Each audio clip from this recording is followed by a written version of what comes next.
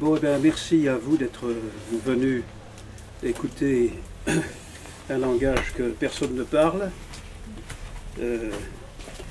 que la civilisation dans laquelle nous vivons rend tabou, interdit, je veux dire, la langue de la poésie, qu'elle soit française, allemande, anglaise. Comme vous le savez, vous n'entendez jamais de poésie à la radio, vous n'entendez jamais à la télévision, naturellement.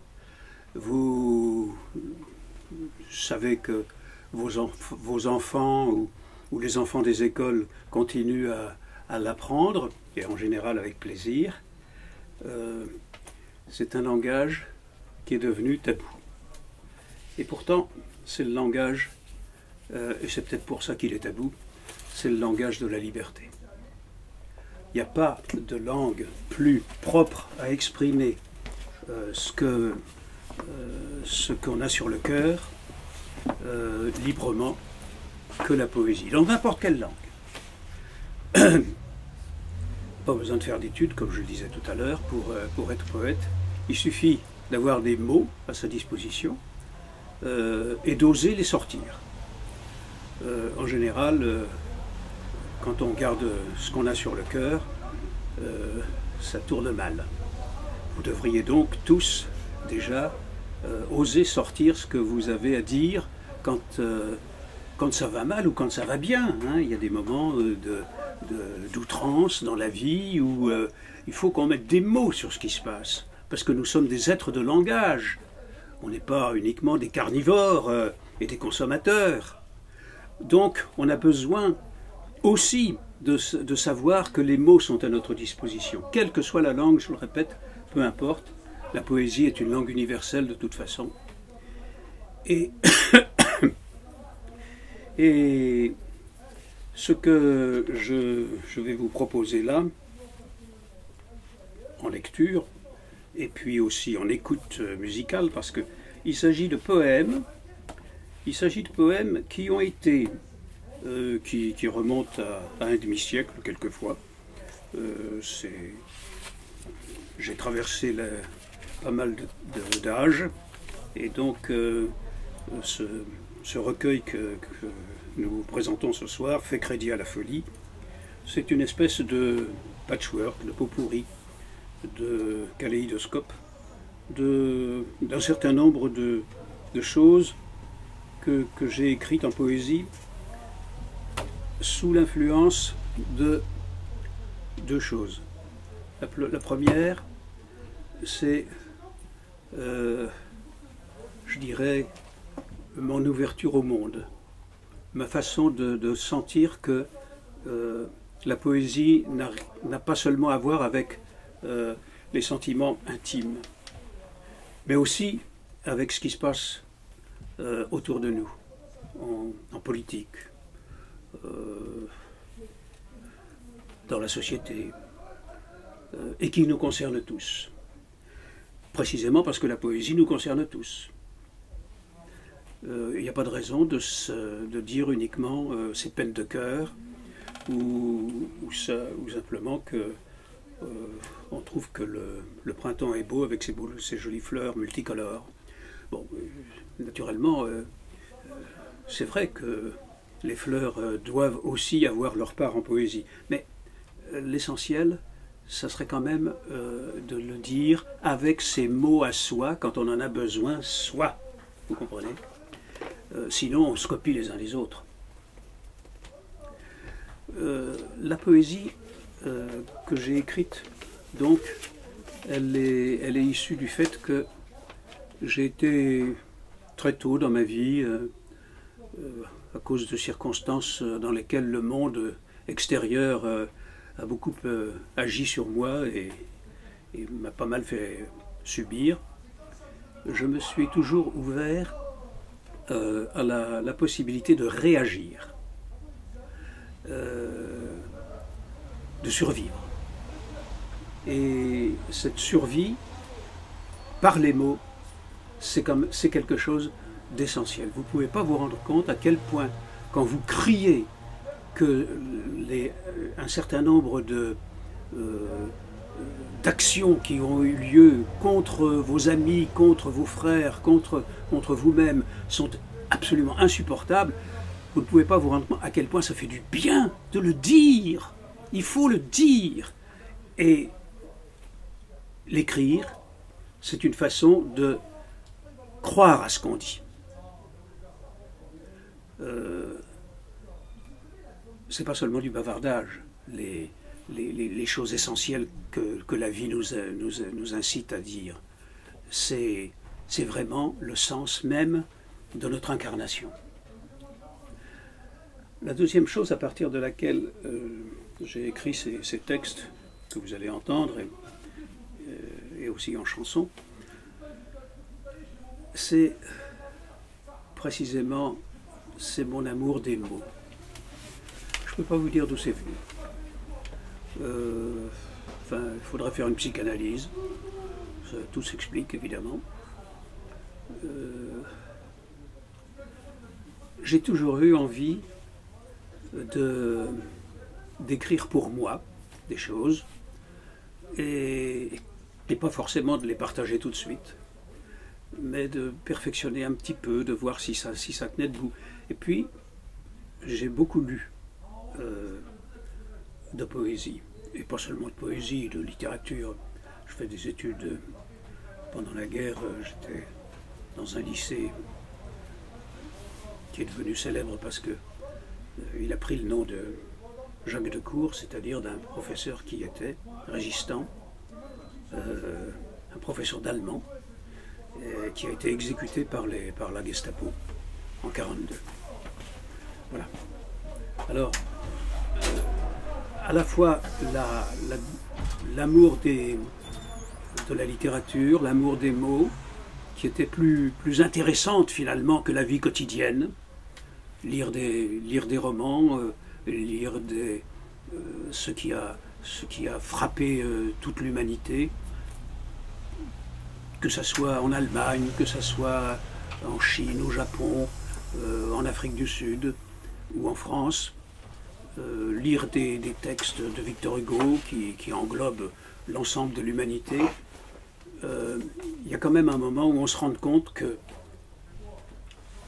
c'est autre chose que la vie quotidienne qui est intéressante, mais enfin qui est un peu à ras de terre, quoi. Et on n'ose pas enclencher, parce que quelquefois c'est difficile, on n'ose pas enclencher des discussions ou des considérations vraiment profondes qui reflètent les raisons pour lesquelles on est sur Terre, par exemple.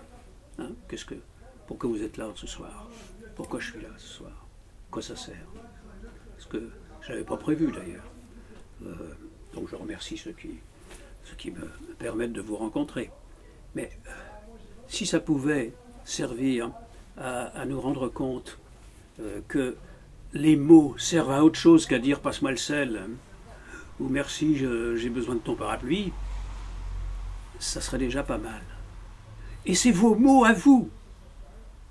C'est-à-dire c'est votre langage. La poésie, ça transcende le langage général, le langage de tout le monde. Comme je le disais, on n'a pas besoin de faire des études pour devenir poète. Une fois qu'on a jeté sur le papier ce qu'on a à dire, comme je l'exprimais tout à l'heure, après, effectivement, on peut se dire, tiens, ça je pourrais le dire un peu mieux. Ça serait plus fort si je supprimais ces adjectifs-là, j'ai déjà dit, c'est pas la peine de délayer, je reviens dessus. Je travaille un petit peu ma langue. Après tout, c'est la mienne. Pourquoi je ne travaillerais pas dessus? Pourquoi je ne lui apporterais pas quelque chose? Pourquoi une femme, un homme, comme vous l'êtes, n'aurait pas à apporter quelque chose, un petit quelque chose, à sa propre langue? C'est votre rapport au français qui est en cause en ce moment. Hein, à quoi ça sert de parler? Le philosophe et psychanalyste Lacan disait « Nous sommes des par-lettres. Nous ne sommes pas seulement des êtres, nous sommes des par-lettres. » Ça veut dire que si on ne parlait pas, on ne serait pas des êtres. On n'existerait pas en tant qu'homme. On serait des animaux qui ne parlent pas, effectivement, qui ont des sensations, qui ont des émotions, qui ont des souvenirs quelquefois, mais qui ne sont pas des par-l'être. Nous, et nous sommes les seuls à être des par-l'être. Qu'est-ce qu'on en fait? Bon, donc, les poèmes que je vais vous lire tout à l'heure, mais je crois qu'on va commencer par un petit peu par les entendre tels qu'ils ont été exaucés par la musique d'Antoine Colonna, qui est un compositeur lyonnais qui est à la tête d'un groupe important qui s'appelle Basse Tension. Il s'est pris de passion pour mes textes contestataires et politiques. Comment s'est fait cette rencontre et les a mis en... Comment s'est fait cette rencontre avec Antoine Colonna? On avait des liens familiaux et on s'est aperçu qu'on avait autre chose à se dire que ton bébé il est bien beau. Que passe-moi le sel. Voilà, c'est ça. Et quand je savais qu'il avait un petit atelier où il enregistrait sa musique, je lui ai dit tiens, ça m'intéresse, tu peux m'y emmener un jour. Oui. Et puis je crois que je ne sais pas si c'est lui qui a commencé à me dire j'aimerais bien lire tes textes poétiques. Il y en a qui me plairait de mettre en musique quelque chose. Enfin, c'est la poule ou c'est l'œuf, je ne sais plus. Enfin, si c'est moi ou c'est lui. Mais on s'est entendu sur le fait que sa musique rock, que je ne connaissais pas du tout, c'est pas du tout ma vibration culturelle. Il pourrait être mon petit-fils. Mais moi j'étais absolument stupéfait de voir que cette musique elle-même, rock, donc révolutionnaire, pas classique, qui envoyait des cris, mais qui était construite, qui avait quelque chose de particulièrement organisé, que ça pouvait aller très bien avec mes poèmes contestataires et révoltés. Je suis depuis très longtemps ami avec un poète américain de ce qu'on appelle de la Beat Generation, de la génération Beat de San Francisco, Jack Hirschman. Je l'ai traduit en France, il m'a traduit aux États-Unis, donc c'est un peu dans cette lignée-là. Lui on l'appelle aux États-Unis le Fighting Street Poet, un poète combattant des rues. Voilà, on travaille un petit peu en synergie, lui et moi. Et dans quelques mois, à Bruxelles, on va présenter ensemble un de ses poèmes sur le Vietnam qui est pas piqué des vers. Voilà, on passe la musique alors de... Un extrait Oui, un extrait de Shvedran. De Shvedran. Alors, Shvedran, qu'est-ce que c'est? Donc, c'est le nom que ce compositeur Antoine Colonna a donné à cette rencontre entre différents morceaux qu'il a composés et certains de mes textes. Qui est-ce qui passe? C'est toi? C'est moi. Tu veux écouter quoi? Eh ben, Athènes. Ok. Le premier. Le premier morceau. Pas un hasard si c'est le premier, j'imagine. Oui, ou bien un commencement. Hein.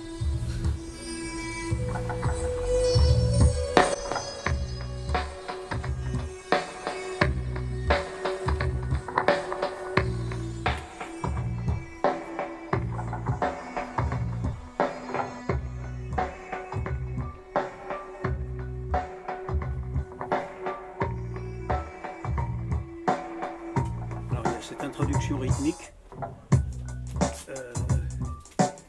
qui vous met un petit peu dans le feeling mental. Athènes frontière. Athènes vieille. Tu peux forcer. Je te pense, donc je frappe. Ne jamais placer son tibia près du propylée. Je pense donc je frappe, descendre les champs martyrisés, Je pense donc je frappe, avec des bouts de foie, tromper les vautours. Je pense donc je frappe. Garez-vous des Atlas, méfiez-vous des Sisyphes.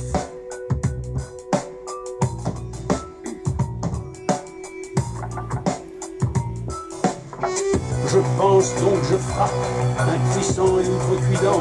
Je pense donc je frappe, Alcibiade, goudronné au rouleau compresseur. Je pense Platon, donc je frappe. Je rêve Échille, Homère divin, la mer mineuse. Elle frappe, donc je frappe. Pour mutiler Athènes et te faire enfin mienne. Je pense la démocratie dont je frappe. Athéna la mielleuse, l'América, l'esclavagate. Je pense donc je frappe. Athénanie Mythène, quasiment deux.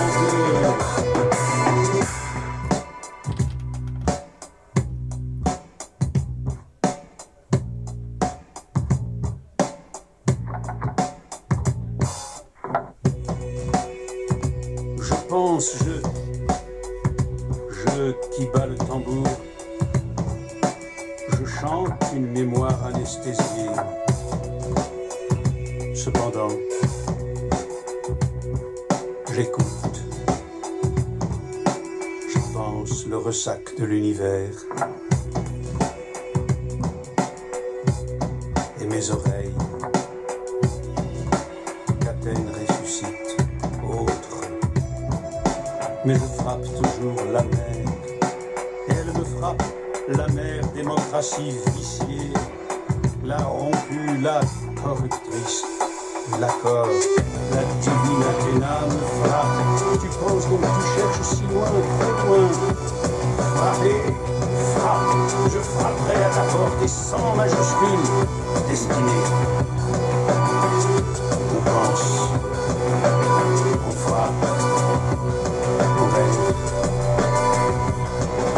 J'inspire profond. Pas très bien. Trop loin.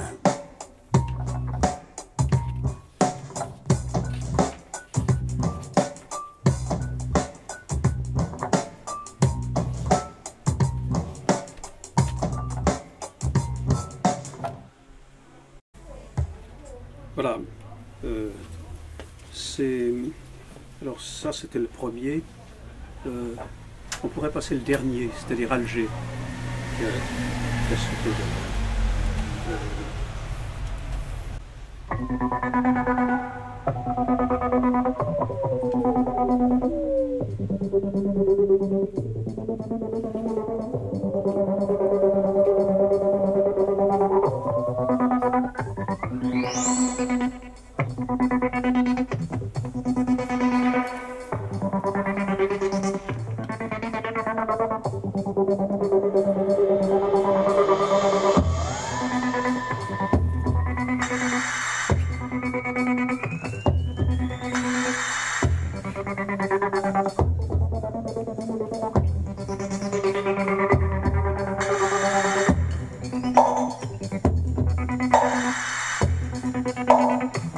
D'abord, on s'imprègne du rythme, de la mélodie, et ensuite on entre dans le mélange, dans le mariage. Alger, Alger la blanche, blanche au soleil et sur l'azur. Alger la pauvre, tu n'étais pas blanche autant que je t'ai vu. Avec tes pilotis d'hémoglobine séchée depuis tant d'années.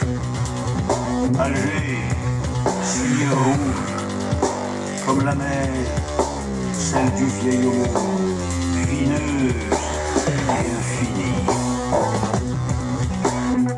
J'ai partagé le lait taillé, si frais sur les grains de couscous, pour le millier des ouvriers. Voile fragile, clair fumé candide, sur le pubis et sur les lèvres. Ô Algérienne. Bonjour Alger la noire, la noircie. L'âme des fusils reste bien creuse. La lame des couteaux reste bien obscure. Mais, Alger, j'ai vécu pour toi dans l'éternel. Bonjour et adieu, lucide ciné-club. On disait encore de la rue d'ici. À cette cave de cinéma, si rare, si suffocant, à peine un fil de fraîcheur. Mais c'était Sénac et Fellini. Adieu, dans le trop-plein de nos têtes. Bonsoir, bonsoir. Nous entrons dans les salles du crépuscule. Comme la cendre chaude, comme la cendre chaude, l'âme des armes luit encore. L'âme des armes luit encore. Alger, troupeau pavé pour le sacrifice. Rome à prêter pour pétrole. Je ne tiens aucun compte de l'état du ciel, ni des mirages. Alger,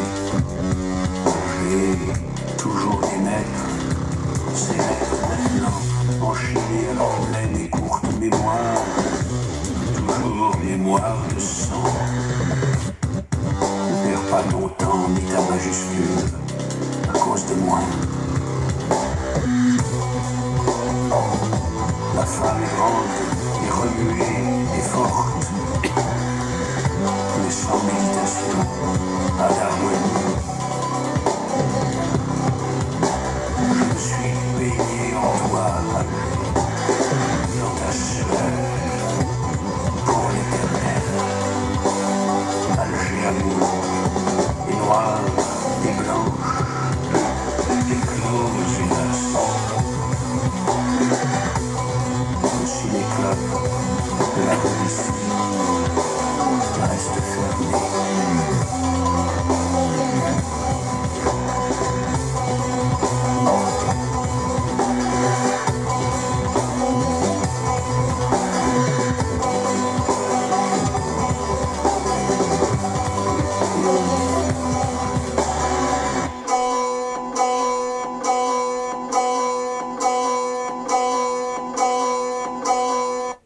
Voilà.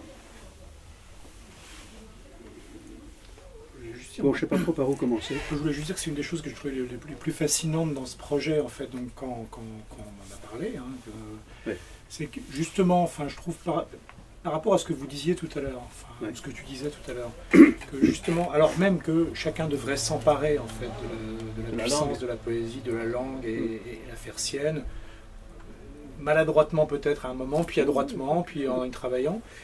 C'est quelque chose qui a été, pour tout un tas de raisons sur lesquelles on pourra revenir, mais qui a été largement abandonné. Enfin, et s'il y a bien un endroit où moi j'ai eu le sentiment, mais depuis 25 ans, hein, qu'il reste quelque chose de la poésie vivante et qui a su se battre, au-delà des poètes qui, eux, ont essayé vraiment de faire les choses, c'est quand même dans la chanson engagée, en fait. Oui.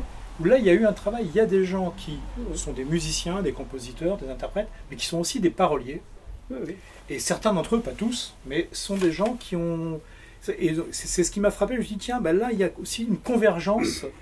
En revanche, c'est vrai que dans l'électro, ça se fait pas beaucoup. L'électro n'est pas quelque chose qui est réputé pour ses paroles. Oui. Hein, et là, j'ai trouvé que c'était... La chanson engagée,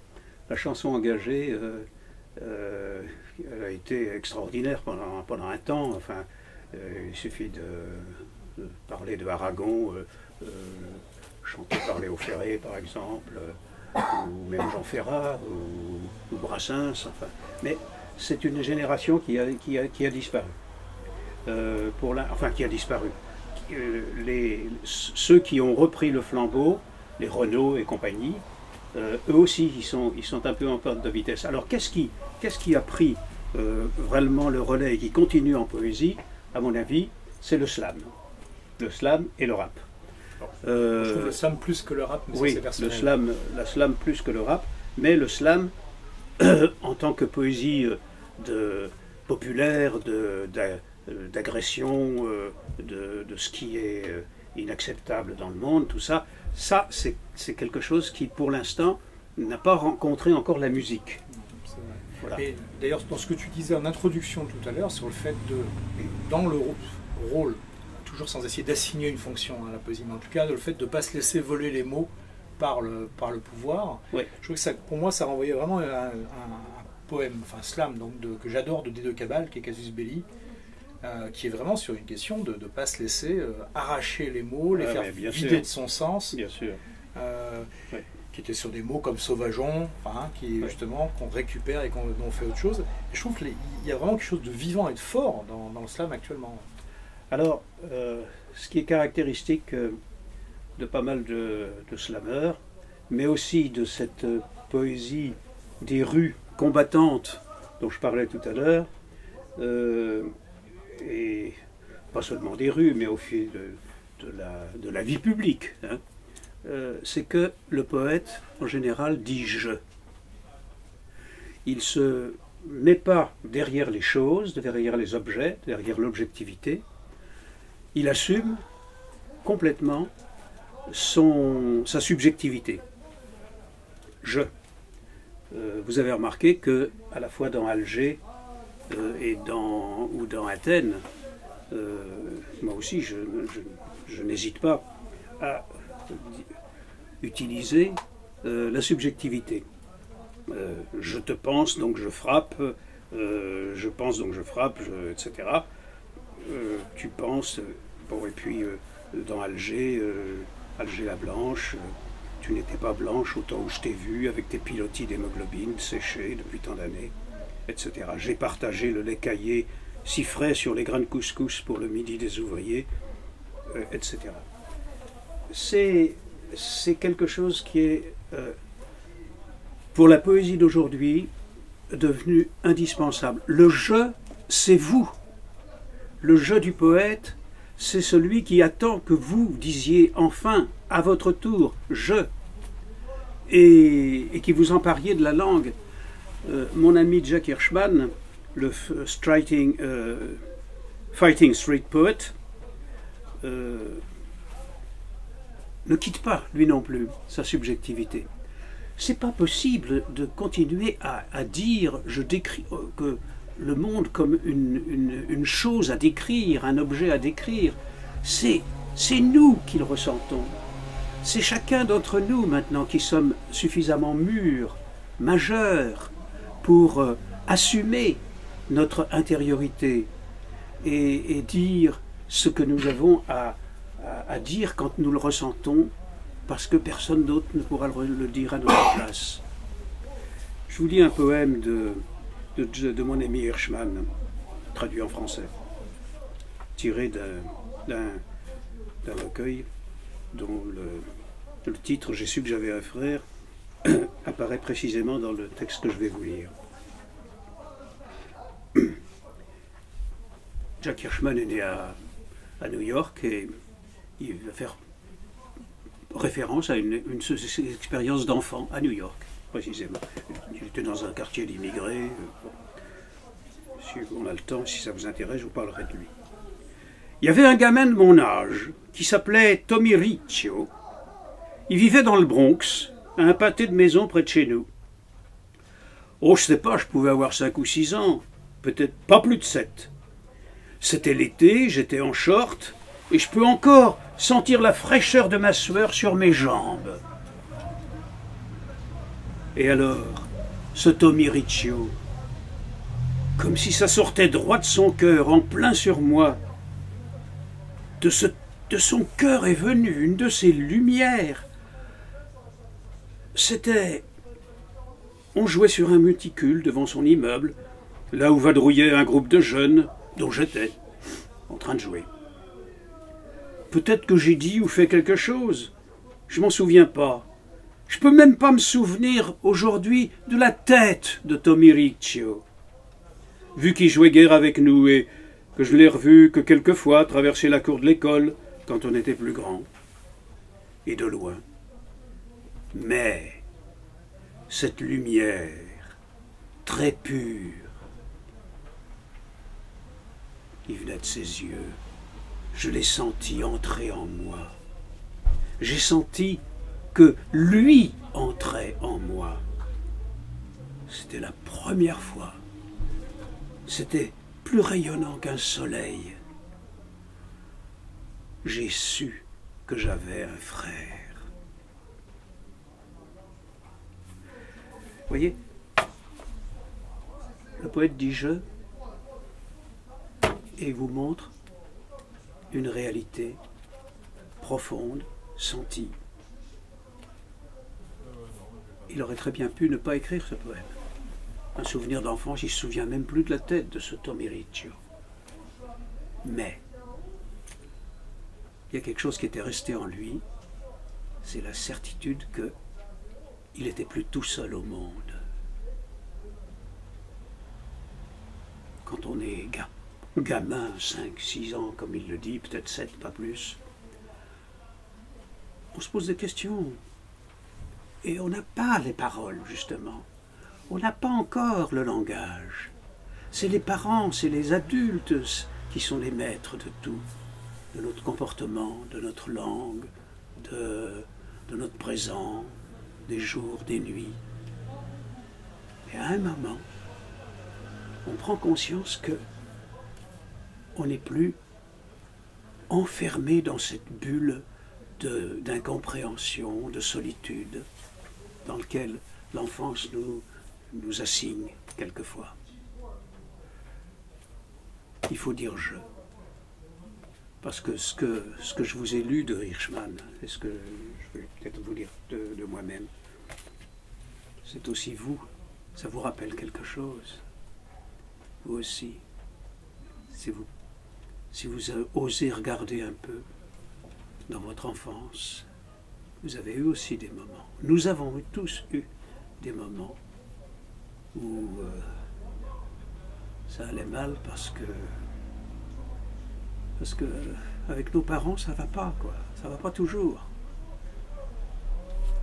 La fraternité vraie, profonde, celle qui vient d'un regard échangé, un regard d'amour, même de la part d'un inconnu comme ça, enfin presque inconnu, d'un gamin de la cour d'école, qui s'arrête sur vous.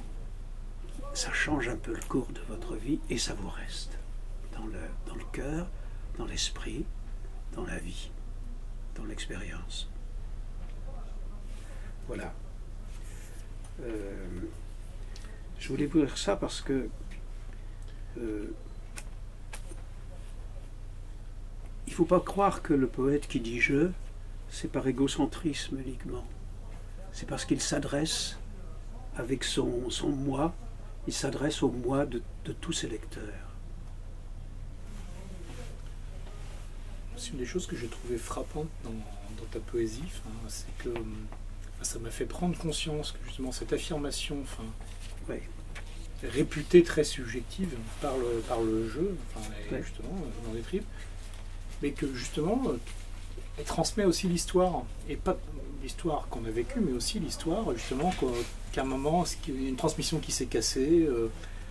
Il y a eu un siècle d'occultation de la commune, ça n'existait plus, ça n'existait plus qu'à l'état de trace et dans des écrits théoriques et pas dans des écrits populaires.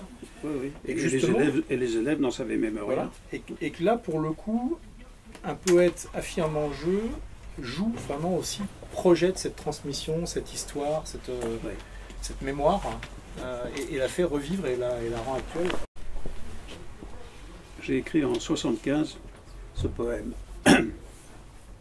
qui a été publié par un ami éditeur engagé également. Ouvrez donc l'atlas de ce temps. Comme Luther a eu son Festebourg, en voici qui ont leur grand camp. Les catholiques ont leur baptême, les communards le bain de sang. Au cœur du monde de ce temps, au monde de 1975, 20 poètes retrouvent leur temps.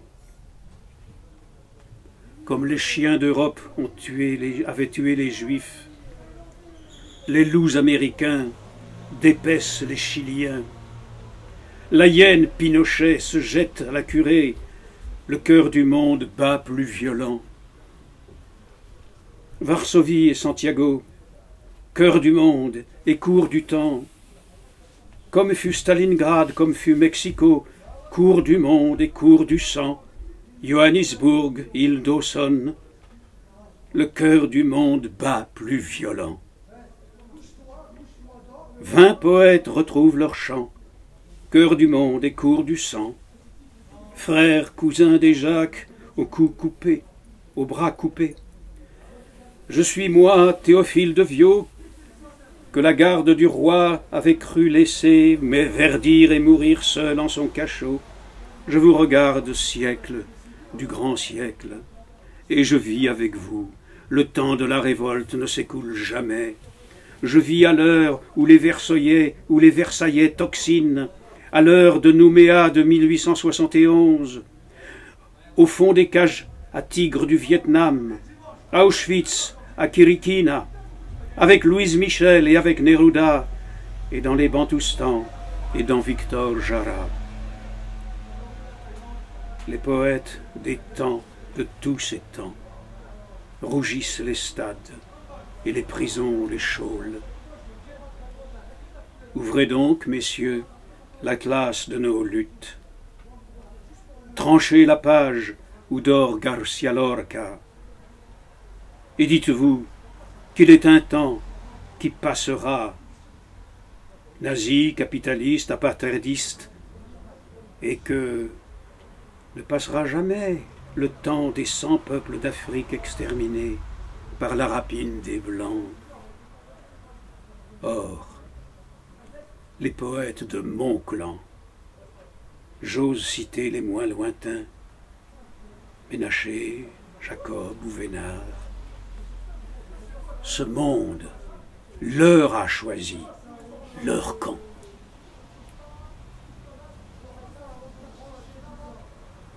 Il faut dire qu'à cette époque, dans mon esprit,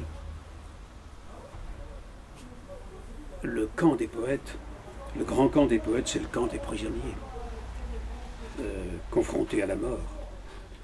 Et en même temps, de façon contradictoire, des camps où ils continuent à fourbir leurs armes et à militer. Vous avez entendu le nom de Victor Jara, que je citais peut-être. Certains d'entre vous ignorent qui était Victor Jara. C'est un poète populaire chilien, chanteur d'ailleurs, un compositeur de musique qui exaltait l'unité populaire au temps de Pinochet et qui, au moment du coup d'État des généraux de Pinochet, donc, il a été arrêté. Et comme on savait qu'il jouait de la musique et qu'il chantait, on lui a exprès, on a cru d'abord qu'on lui avait coupé les mains, et on lui a écrasé les doigts, de façon à ce qu'il ne puisse plus le jouer. Il est mort peu après. Mais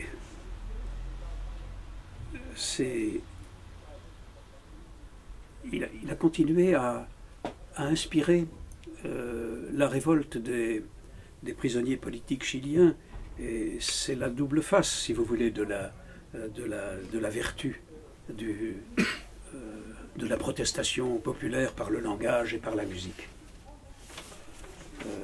Voilà. Alors, j'ai cité Louise Michel, peut-être davantage d'entre vous savent qui était Louise Michel, mais encore, je le précise, c'était une femme qui a participé à la Commune de Paris. Elle était institutrice et elle s'est engagée dans la révolte contre l'invasion prussienne en 1870, puis le gouvernement de collaboration avec Thiers, et elle a participé donc à ce gouvernement populaire qui s'appelle la Commune de Paris, qui a duré pas plus de 2 mois et demi, mais qui a été un coup de tonnerre dans le monde entier, parce que pour la première fois, le peuple prenait le pouvoir et organisait un gouvernement. c'est un coup de tonnerre tel que, au moment de 1917, au moment où la révolution soviétique se mettait en place avec Lénine, il paraît que Lénine a dansé de joie quand il s'est aperçu que la révolution soviétique, la révolution des soviets, enfin des conseils ouvriers, avait duré un jour de plus que la Commune de Paris. Voilà. La Commune de Paris s'est terminée dans le sang. Elle a été fusillée, et plus que fusillée d'ailleurs. Mais si vous entendez de temps en temps parler du Père-Lachaise et du mur des Fédérés, vous saurez que tous les ans, encore, on célèbre le sacrifice de tous les membres du gouvernement et des soldats. Alors, qui ont été exécutés en 1871.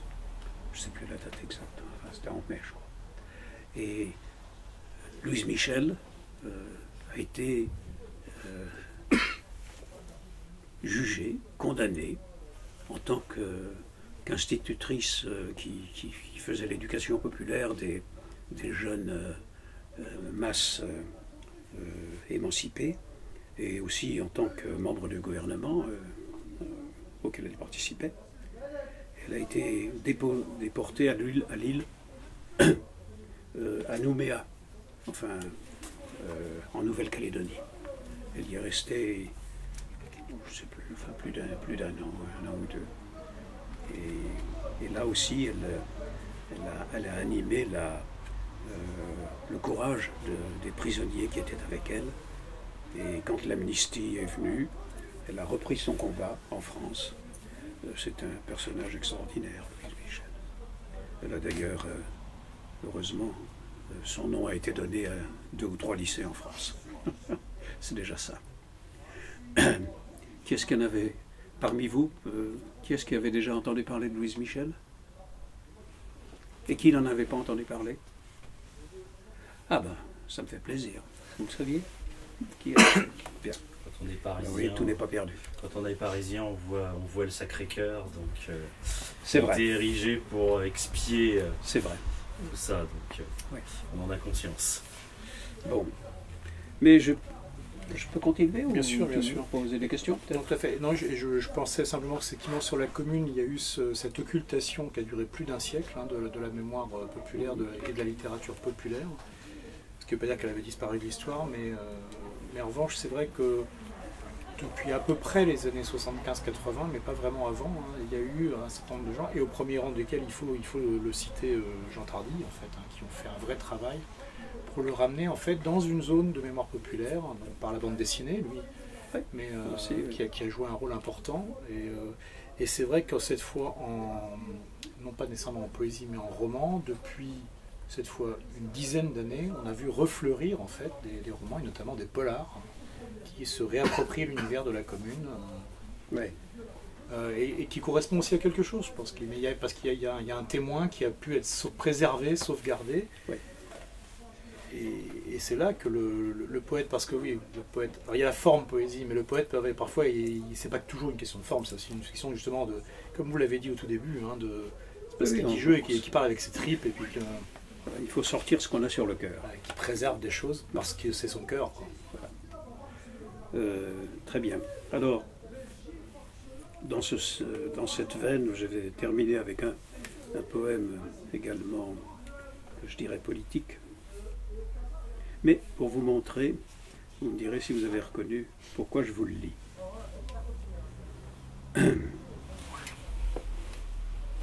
De vous à moi. Je ne raconte pas d'histoire trop inventée et je parle au présent pour ceux qui en privé sont comme vous et moi. Si je suis né à Paris en 1932, près de la gare de l'Est, c'est peut-être pour mieux voir ce qu'il y a de nouveau à l'Est. Les communistes, ça importait à vos parents et aux miens. Dans les années 30. et dans la foule peureuse et en délire à la gare de l'Est en 1940, quand on apprend que l'Italie entre-guerre aux côtés de l'Allemagne, presque plus de trains civils, c'est l'histoire de vos parents.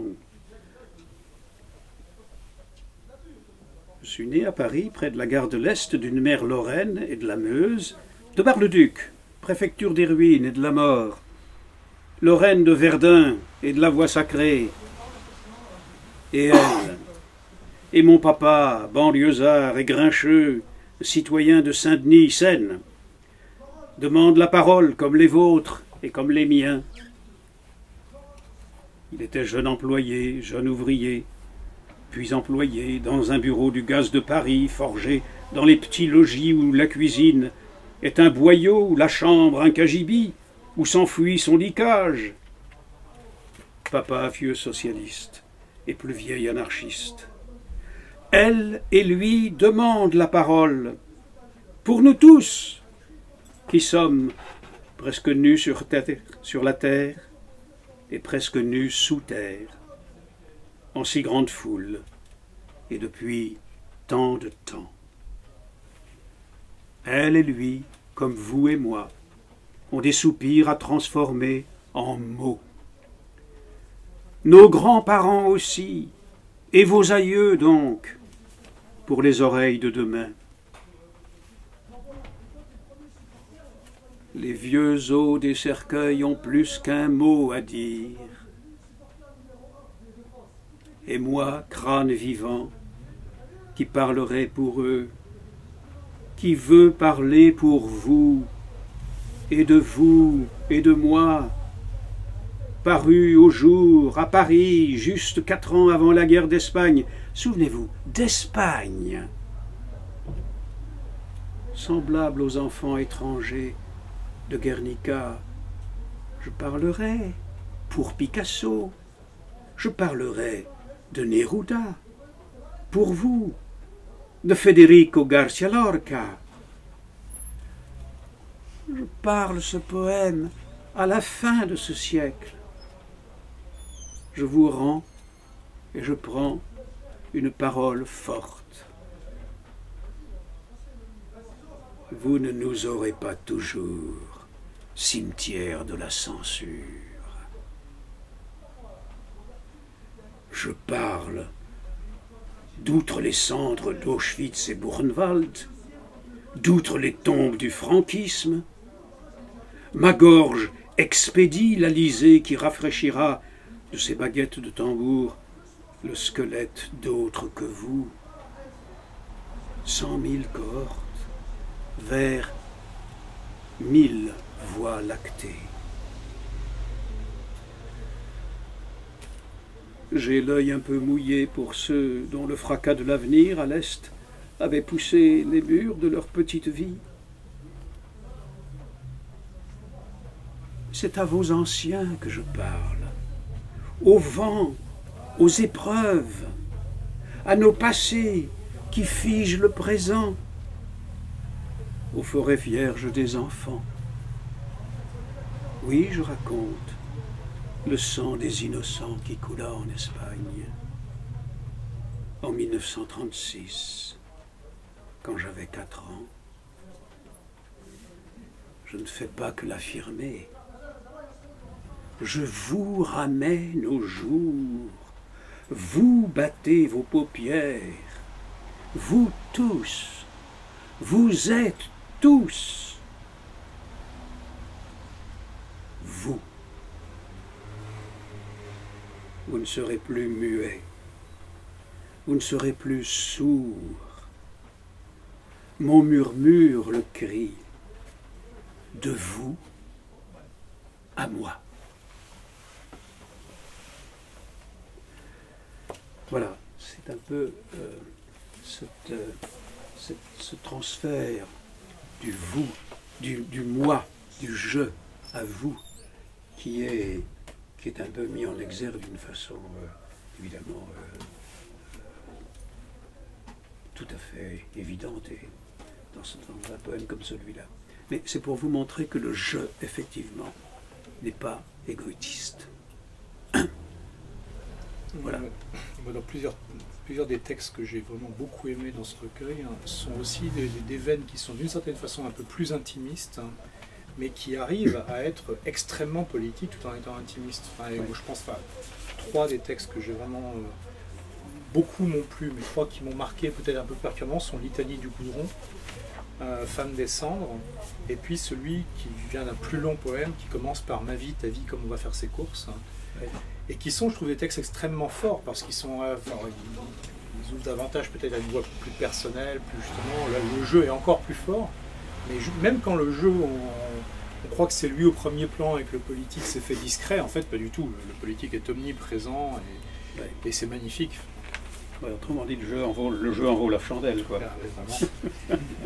Ouais, d'accord. Ben, je vais changer un peu de registre, quand même. Je vais vous dire comment je vois la poésie. Un petit peu.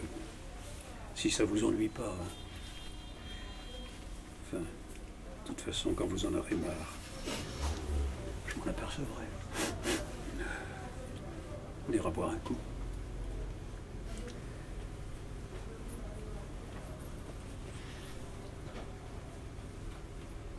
La poésie est bleue comme une orange. Je vais vous dire quelques poèmes, pas alourdis du poids de vos souliers. Ne cherchez pas de suite logique dans ce que je vais vous dire, pas de formules attendues, d'expressions rationnelles, vous vous raccrochez.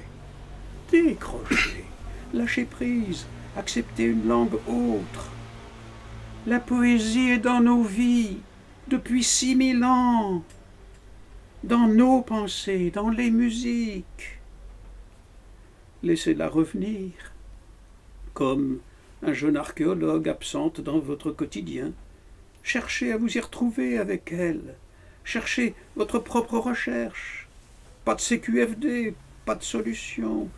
N'attendez pas de comprendre. Acceptez. On ne voit bien qu'avec ses rêves. Attendez-vous à ressentir la chorégraphie des mots. C'est nouveau. Et c'est hyper ancien pourtant. La poésie n'a pas besoin de nos phrases, de nos rimes. Elle a besoin de séduction profonde, de la musique du vrai, de la danse. Elle respire l'oxygène, gonflé de voiles, de métaphores, qui se chevauchent et s'entrechoquent.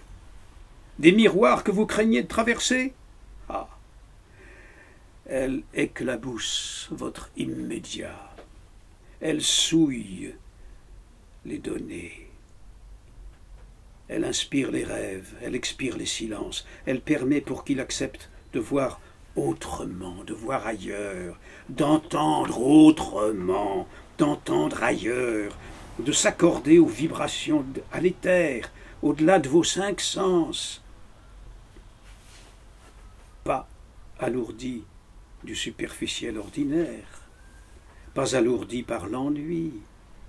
Elle permet de frapper à la porte, de pénétrer avec un Dieu chanteur, comme Orphée, dans la pièce aux volets fermés.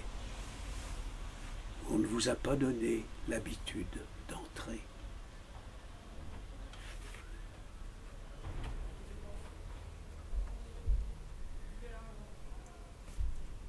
Un poème est un coup coupé, toujours nouveau, toujours pendu sur un pieu.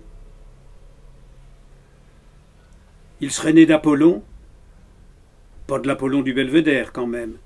D'ailleurs, moi je m'en fous, mes poèmes viennent, et celui-ci vient du pays d'Apollinaire. Prenez vos repères au coin de la Piscipapale. Qui peut dire quel cratère a craché Wilhelm Apollinaire? Ce beau nomade juteux, romanichel, passant romain et polonais de la Russe-Lituanie, il s'égare, le monde est fait pour la guerre en 14, et par hasard, ça sera la France. Ah. Il y a des dialectes et ça change en 3000 ans la prononciation. Bref, le poème. Le poème. Il s'appuie sur un effet sonore, sur de l'incarné immatériel, sur les pôles aussi, sur l'équateur, sur le non-né, le jamais entendu. Autrement dit, ça vous passe sous le nez. Le nez, le jamais né, le séparé de la suite des temps. Le temps, c'est bon juste pour l'eau de rose des romans. Il dure jusqu'à ce que mort s'en suive. Mais le poème, lui, c'est pas pareil. Il échappe aux courses à l'échalote de sa génération. Il fuit le temps qui fuit, et même le temps qu'il fait. Il tire sa révérence à la prison des années. Comment voulez-vous? Villon, même ce poémier voyou qui crève dans la neige, il parle encore à travers les siècles. On ne fait pas son deuil des neiges d'antan. On ne prend pas la proie pour l'ombre. Le poémier le moins voyou sait choisir les fleurs immortelles quand refleurissent aujourd'hui les lilas ou la rose et le réséda. Allusion que vous avez reconnue à Aragon, bien sûr. Voilà comment, voilà pourquoi la poésie se pend dans le vide, sans via ferrata. Elle siffle le danger des morts imminentes, elle lève l'ancre avec marins et capitaines, elle se figure les douceurs d'aller là-bas vivre ensemble. Elle est l'octogénaire qui plantait et qui meurt en faisant sa lourde et longue tâche. Elle tente d'éclore sur l'odorant fumier de l'instant qui nous reste. C'est ce que j'entends. Bouche d'ombre. Eurydice, c'est un personnage de roman, mais son amant échappe. Je vous le répète. Poème, coup coupé. Poème, brûlure d'Orphée. Coup coupé, mais vivant.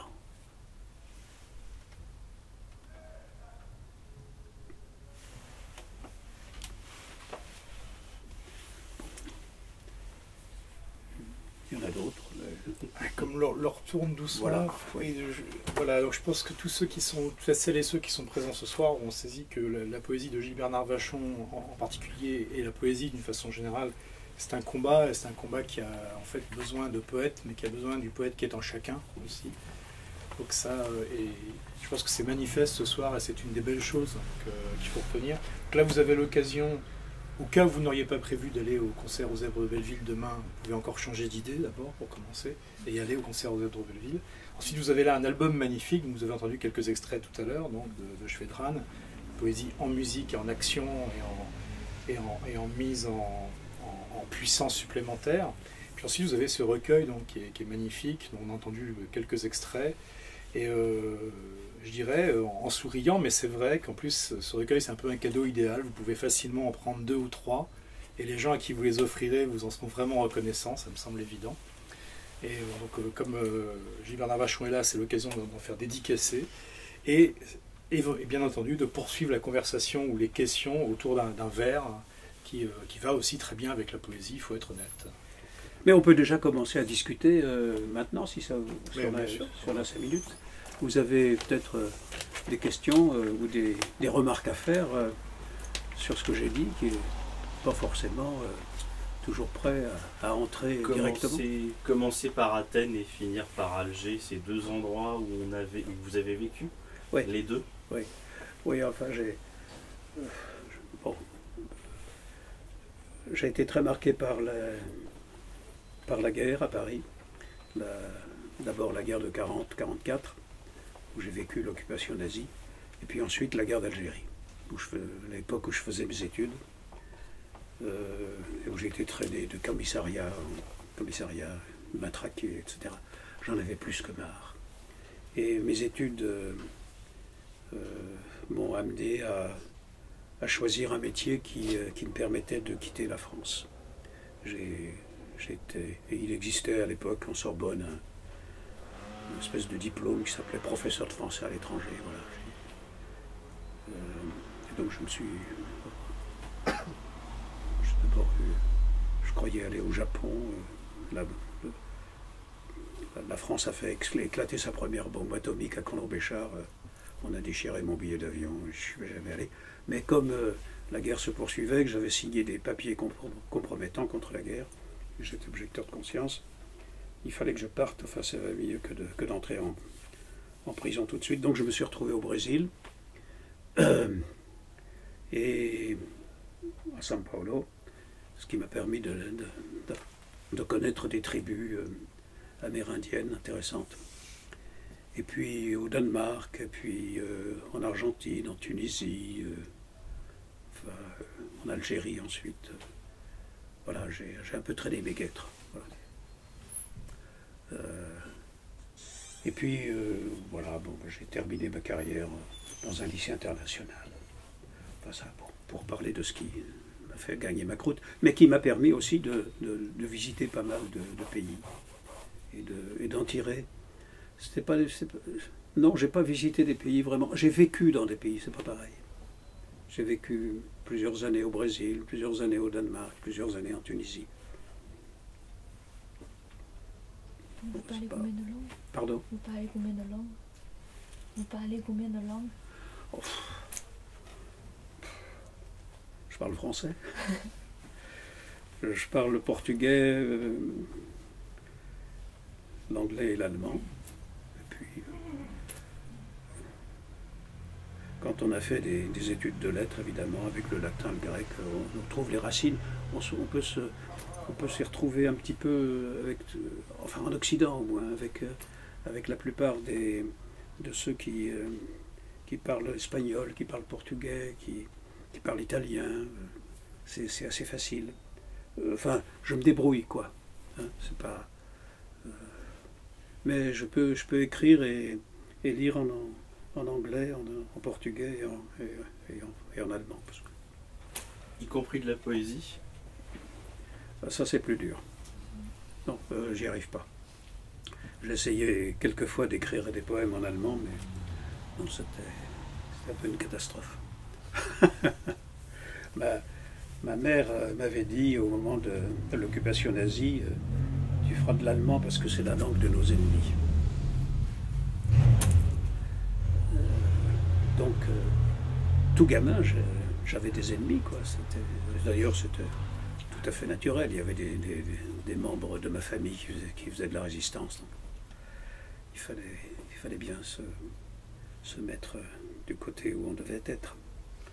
Mais après, j'ai fait des études en Allemagne et les Allemands sont devenus mes amis, naturellement. Enfin, on ne peut pas vivre toute sa vie avec de la haine et avec des ennemis. Sinon, on n'évolue pas, quoi. Il faut partager. D'ailleurs, je me suis vite rendu compte, dans l'Allemagne complètement détruite par les bombardements alliés, qu'on était de la même farine, quoi, finalement. Tous. Tous une génération détruite, quoi. Donc on a fraternisé. Mais voilà. Alors j'ai vécu en Allemagne aussi, mais il n'y a pas de poème sur l'Allemagne. Volume 2. Ouais. Donc, des questions? Alors, sinon, n'hésitez pas ensuite à poser les questions, voilà, Ouais. De façon plus informée. Voilà, de façon plus Ok, informelle. comme vous voulez. En tout cas, vraiment merci énormément à vous pour ces textes, hein, pour en avoir parlé de façon aussi stimulante, hein, et vraiment, et puis pour vous être lancé dans un projet aussi audacieux, hein, que je fais là. Écoutez, si on n'a pas à apprendre des jeunes générations, à quoi on sert? Il faut bien quand même... tout le monde a le droit de nous donner des leçons, y compris la jeunesse. Merci beaucoup, Gilles Rachon. Merci à vous.